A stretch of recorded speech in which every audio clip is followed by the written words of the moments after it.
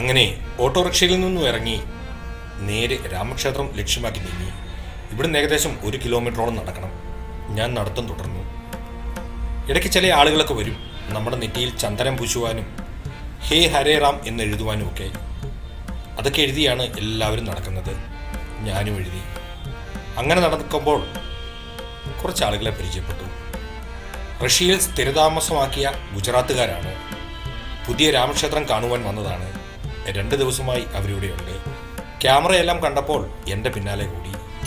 കുറേ വർത്തമാനം, കുറേ കാര്യങ്ങൾ, രാമൻ്റെ കാര്യവും അയോധ്യയിലെ കാര്യവും ഇവിടെ കണ്ടിരിക്കുന്ന കാര്യവും എല്ലാം പറയുന്നു.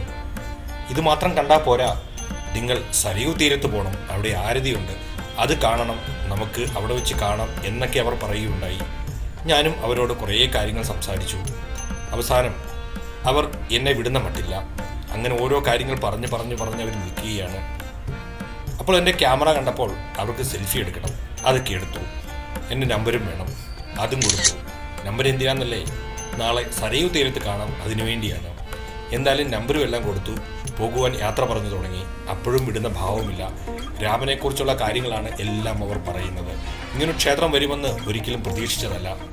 അത് വന്നപ്പോൾ അവിടുന്ന് അപ്പോൾ തന്നെ ഓടി വന്നു. 3 ദിവസമായി ഇവിടെ ഇങ്ങനെ നിൽക്കുകയാണ്. നാളെ പോകണം. അങ്ങനെ അവരോട് യാത്ര പറഞ്ഞു ഞാൻ നീങ്ങി. രാമക്ഷേത്രത്തെ പരിസരത്തെത്തി. ഭയങ്കര സുരക്ഷിതമായ ഇടമാണ്. നിറയെ പോലീസുകാർ, പല തരത്തിലുള്ള പോലീസുകാർ, CSFകാരും ഉത്തർപ്രദേശ് പോലീസും ആംഡ് പോലീസും, അങ്ങനെ നിരവധി യൂണിഫോമിലുള്ള നിരവധി ആളുകളെ നമുക്ക് കാണുവാൻ സാധിക്കും. കാരണം ഒരുപാട് വിവാദങ്ങൾക്കൊക്കെ ഇടയായ ക്ഷേത്രമാണല്ലോ, അതുകൊണ്ടായിരിക്കാം ഇത്ര തരത്തിലുള്ള ചെക്കിങ്. ഇനി ഇവിടുത്തെ കാര്യങ്ങളൊക്കെ ഒന്ന് അറിയണം, കയറി ദർശനം നടത്തണം, അതിനെന്ത് ചെയ്യണം എന്നായി ഇനി. അങ്ങനെ ഞാൻ ഒരു പോലീസുകാരനോട് കാര്യങ്ങളൊക്കെ തിരക്കി. ഇവിടെ കയറുന്നത് എങ്ങനെയാണ്, എന്താണ് ഇവിടുത്തെ കാര്യങ്ങൾ. അദ്ദേഹം നല്ല സൗഹൃദപരമായി കുറേ കാര്യങ്ങൾ എനിക്ക് പറഞ്ഞു തന്നു. അദ്ദേഹത്തിൻ്റെയും 2-3 ഫോട്ടോകളൊക്കെ ഞാൻ എടുത്തു. അതിനുശേഷം ഞാൻ നേരെ രാമക്ഷേത്രത്തിനുള്ളിലേക്ക് കയറുവാൻ തുടങ്ങി. ദൂരെ നിന്ന് നീണ്ട ക്യൂ കാണാം. അധികം ആളുകൾ ഒഴുകിയെത്തുകയാണ്. ആ ക്യൂവിലേക്ക് ഞാനും പ്രവേശിച്ചു. റോഡിൽ നിന്ന് തന്നെ ക്യൂ തുടങ്ങുന്നുണ്ട്. അത് നോക്കി വേണം നമ്മൾ നിൽക്കുവാൻ. ഞാൻ അതൊക്കെ നോക്കി നിന്നു. അതിനുള്ളിൽ കയറി. ഇനി എങ്ങനെയാവും രാമക്ഷേത്രത്തിനുള്ളിൽ കയറുക, രാമക്ഷേത്രം എവിടെയാണ്, എന്തൊക്കെയുള്ള ചിന്തകളാണ് എന്നുള്ളിൽ. നമ്മൾ ശബരിമലയ്ക്കൊക്കെ പോകുന്ന പോലെ തന്നെ 2 ലൈനായിട്ട് വേണം പോകുവാൻ. വരുന്നത് ഒരു വഴി, പോകുന്നത് വേറൊരു വഴി. ഞാനും മെല്ലെ നടന്നു നീങ്ങി. എവിടെയാണ് രാമക്ഷേത്രമെന്ന് നമുക്കറിയില്ലല്ലോ. നല്ല വൃത്തിയാണ്, നല്ല വെടുപ്പുമുണ്ട്. എന്തെങ്കിലും എൻട്രൻസ് ഫീയോ കാര്യങ്ങളോ ഉണ്ടോ എന്ന് തിരക്കി. ഇല്ല. ബാഗ് ചെക്കിങ് എല്ലാം ഉണ്ട്. നമ്മൾ ഫ്ലൈറ്റിൽ കയറുന്ന പോലെ തന്നെ. എൻ്റെ 2 ബാഗും ചെക്കിങ് കഴിഞ്ഞ് തിരികെ കിട്ടി. അതിനെന്തെങ്കിലും കാര്യങ്ങളുണ്ടെങ്കിൽ അവർ അവിടെ പിടിച്ചു വെക്കും. ഈ ചെക്കിങ് പ്രോസസ്സ് കഴിഞ്ഞ് വേണം നമുക്ക് രാമക്ഷേത്രത്തിനുള്ളിലേക്ക് കയറുവാൻ.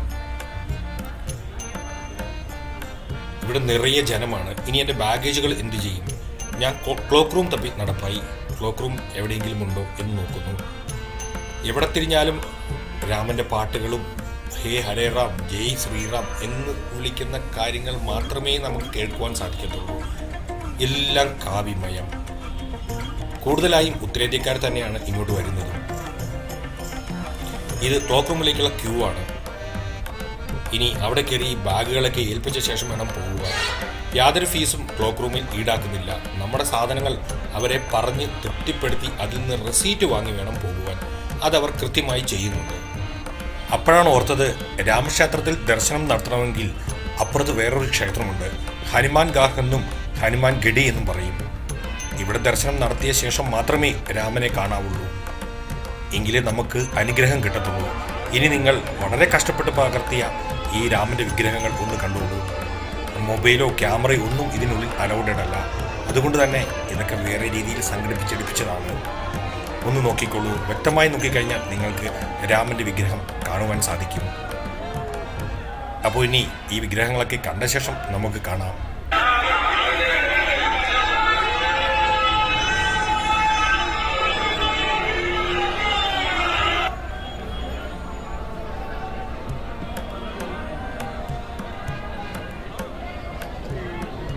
ഭയങ്കര ആർപ്പുവിളികളാണ്. ഞാൻ കുറേ അകലെ നിന്നാണ് ഇതൊന്ന് സൂം ചെയ്തെടുത്തത്. എന്തായാലും വ്യക്തമായി കണ്ടില്ലെങ്കിലും ഏകദേശം ഒരു രൂപം നിങ്ങൾക്ക് കിട്ടിയല്ലോ. എൻ്റെ ക്യാമറയും മൊബൈലും എല്ലാം ക്ലോക്ക് റൂമിലാണ്. ഇത് വേറെ രീതിയിലാണ് ഞാൻ സംഘടിപ്പിച്ചത്, അതിവിടെ പറയുന്നില്ല. എന്താണെങ്കിലും കാണുക. ഇത്രയും ദൂരം ഞാൻ വന്നതല്ലേ, ഞാനും കണ്ടു. ഇതാണ് രാമക്ഷേത്രം. ഇതെല്ലാം ചെറുതായിട്ടേ നമുക്ക് പകർത്തുവാൻ സാധിക്കത്തുള്ളൂ. ഇവിടെ നിന്ന് ഇറങ്ങിക്കഴിഞ്ഞാൽ നമുക്കൊരു ലഡു കിട്ടും. അതാണ് ഇവിടുത്തെ പ്രസാദം. അതും വാങ്ങി നേരെ നടന്നു നീങ്ങി. ഏകദേശം 3 മണിക്കൂറോളം എനിക്ക് ക്യൂ നിൽക്കേണ്ടി വന്നു. ഇനി ഇപ്പോൾ ഇങ്ങോട്ട് വരണ്ട എന്ന് ഞാൻ പറയുന്നതിൻ്റെ കാരണം ഇവിടെ നിർമ്മാണ പ്രവർത്തനങ്ങൾ പൂർത്തിയായിട്ടില്ല. അതുപോലെ തന്നെ താമസ സൗകര്യങ്ങൾ ഒന്നും അതിൻ്റെ ചാർജും ഈടാക്കുന്നു. ഞാൻ നേരെ മുന്നോട്ട് നടന്നു. അപ്പോൾ ഒരു അമ്മയും കുഞ്ഞും ഫ്രണ്ടിൽ വന്നുപെട്ടു. അവർക്ക് ഫോട്ടോ എടുക്കണം. എൻ്റെ കഴുത്തിൽ തൂങ്ങിക്കിടക്കുന്ന ക്യാമറ കണ്ടപ്പോഴാണ് ഞാൻ പിന്നെ അവരുടെ ഫോട്ടോയൊക്കെ എടുത്തു കൊടുത്തു. നേരെ മുന്നോട്ട് നടന്നു നീങ്ങി. ഇനി രാമക്ഷേത്രം കണ്ടു, ഇതിൻ്റെ പരിസര പ്രദേശങ്ങൾ എങ്ങനെയിരിക്കണം എന്ന് നോക്കണമല്ലോ. അത് നോക്കുവാൻ വേണ്ടി നേരെ നടന്നു നോക്കി. വളരെ പരിതാപകരമായ അന്തരീക്ഷങ്ങളാണ് ചുറ്റുവട്ടം. നിങ്ങളൊന്ന് നോക്കിക്കോളൂ. അപ്പോൾ നമ്മൾ രാമൻ്റെ കുറേ കാര്യങ്ങൾ എനിക്ക് ഇവിടെ വന്നപ്പോൾ ഓർമ്മ വന്നു. രാമൻ വനവാസകാലത്തിന് പോയ കാലഘട്ടം മുതൽ, ഈ ക്ഷേത്രം വന്ന സമയം മുതൽ നമ്മൾ സോഷ്യൽ മീഡിയയിലും മറ്റു കാര്യങ്ങളിലും എല്ലാം കണ്ടത് മറ്റു തരത്തിലാണ്. രാമൻ ഭാര്യയെ ഉപേക്ഷിച്ചു. പ്രശ്നങ്ങളോട് പ്രശ്നങ്ങളാണ് നമ്മൾ കേൾക്കുന്നതും കാണുന്നതും. അതാണല്ലോ സോഷ്യൽ മീഡിയ. എന്നാൽ എൻ്റെ ചിന്ത പോയത് വേറൊരു വഴിക്കാണ്. ഭരതൻ്റെ അമ്മയുടെ ചില കുത്സിത പ്രവൃത്തികൾ കൊണ്ടാണല്ലോ രാമന് വനവാസകാലത്തിന് പോകേണ്ടി വന്നത്. രാമൻ വനവാസത്തിന് പോയപ്പോൾ ലക്ഷ്മണനും രാമനെ അനുഗമിച്ചു. ഭരതന് നിർബന്ധിതപൂർവമായി എങ്കിലും രാജ്യഭരണം ഏറ്റെടുക്കേണ്ടി വന്നു. എന്നാൽ തൻ്റെ ജ്യേഷ്ഠനില്ലാതെ രാജ്യഭരണം വഹിക്കില്ല എന്ന് ഭരതൻ പറയുകയുണ്ടായി. പക്ഷേ എന്തു ചെയ്തെന്നോ അദ്ദേഹം ചെയ്തത്, രാമൻ ഇല്ലാതിരുന്ന സമയത്തിൽ ആ രാജ്യം ഭരിച്ചത് രാമൻ്റെ പാതുകങ്ങൾ വെച്ചായിരുന്നു. യാതൊരുവിധ സുഖലോലുപതയും അദ്ദേഹം അനുഭവിച്ചില്ല. കൊട്ടാരത്തിൽ ഒരു പട്ടുമത്തയിലും കിടന്നില്ല. തൻ്റെ ജ്യേഷ്ഠൻ എങ്ങനെയാണോ വനവാസം, അതുപോലെ തന്നെയായിരുന്നു ഭാരതനും ആ രാജ്യം ഭരിച്ചതും കിടന്നുറങ്ങിയതും. ഇതിൽ നിന്നൊക്കെ ഞാൻ മനസ്സിലാക്കിയത് ആ സഹോദര്യ സ്നേഹമാണ്, ആ കുടുംബത്തിൻ്റെ റിലേഷൻഷിപ്പ്. ഇതൊക്കെയാണ് നമ്മൾ ഇങ്ങനെയുള്ള കാര്യങ്ങളിൽ നിന്ന് പഠിക്കേണ്ടതും നമ്മളിൽ ജീവിതത്തിലേക്ക് പ്രാവർത്തികമാക്കേണ്ടതും. ഇന്നത്തെ കാലത്ത് അധികാരത്തിനായി, ആ അപ്പക്കഷ്ണത്തിനായി അടികൂടുന്ന രാഷ്ട്രീയ വർഗങ്ങളെയും അച്ഛനെയും അമ്മയെയും സഹോദരങ്ങളെയും സ്വത്തിനെയും കൊന്നുകളയുന്ന ആളുകളെയുമാണ് നമ്മൾ ഓരോ ദിനം പ്രതി കണ്ടുകൊണ്ടിരിക്കുന്നത്. ഏതായാലും ആ കഥകളിലൂടെയൊക്കെ പിന്നീട് നമുക്കൊന്ന് പോവാം. സന്ധ്യാസമയമായി. എനിക്കൊരു ഹോട്ടൽ തപ്പിയെടുക്കണം. ഞാനൊരു ഊബർ വിളിച്ചു. വണ്ടി കണ്ടാൽ തന്നെ നമുക്ക് പേടിയാവും. മൊത്തം തകർന്നൊരു വണ്ടി. ഫ്രണ്ട് ഗ്ലാസ് വരെ ചിലന്തി വല പോലെ പൊട്ടി തകർന്നിരിക്കുന്നു. നേരെ ഞാൻ പോകുന്നത് ഇനി ഹോട്ടലിലേക്കാണ്. ഇപ്പോഴും രാമനും സീതയും എല്ലാം എൻ്റെ മനസ്സിലുണ്ട്. കുറേ കഥകളും ഇതിൻ്റെ കാര്യങ്ങളും നിങ്ങളോട് എനിക്ക് പറയണമെന്നുണ്ട്. എന്നാൽ ഞാൻ വളരെ ടയേർഡാണ്. എനിക്ക് നേരെ പോയി റൂമെടുത്ത് അവിടെ വിശ്രമിക്കണം. ഈ അടുത്ത പ്രദേശത്തൊന്നും റൂം കിട്ടില്ല. കിട്ടും, വളരെ വലിയ തുകയാണ് ഈടാക്കുന്നത്. അതുകൊണ്ട് തന്നെ അടുത്ത നഗരമായ ഏകദേശം 4 കിലോമീറ്റർ വ്യത്യാസത്തിൽ ഫൈസാബാദ് എന്ന് പറയുന്നൊരു നഗരമുണ്ട്. നഗരം എന്ന് പറയാനേ പറ്റത്തുള്ളൂ. അവിടെ ചെന്നപ്പോൾ വളരെ പൊളിഞ്ഞ് നാശമായി കിടക്കുന്ന ഒരു നഗരമാണ്. പുരാതന നഗരം എന്നൊക്കെ നമുക്ക് പറയുവാൻ പറ്റും.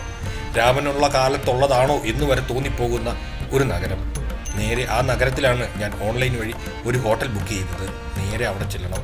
ഇനി രാമക്ഷേത്രത്തെക്കുറിച്ചും രാമക്ഷേത്രത്തിൻ്റെ വിവിധ തലങ്ങളെക്കുറിച്ചും സരയൂ നദിയെക്കുറിച്ചും അതിൻ്റെ ആരതിയെക്കുറിച്ചും ഒക്കെ എനിക്ക് നാളെ ചിത്രീകരിക്കേണ്ടതാണ്. അതുകൊണ്ട് തന്നെ എത്രയും വേഗം ഹോട്ടലെടുത്ത് പോകണം. ഡ്രൈവർക്ക് വഴി തെറ്റി. ഡ്രൈവർ ആരോടൊക്കെ ചോദിച്ച് വാഹനം റിവേഴ്സ് എടുത്തു. വീണ്ടും ഏതോ ഒരു ഊടുവഴികളിൽ കൂടെ കയറിപ്പോയി. ഇനി നാളത്തെ വിശേഷങ്ങളുമായിട്ട് നാളെ നമുക്ക് കാണാം. അപ്പം എല്ലാവർക്കും ശുഭരാത്രി.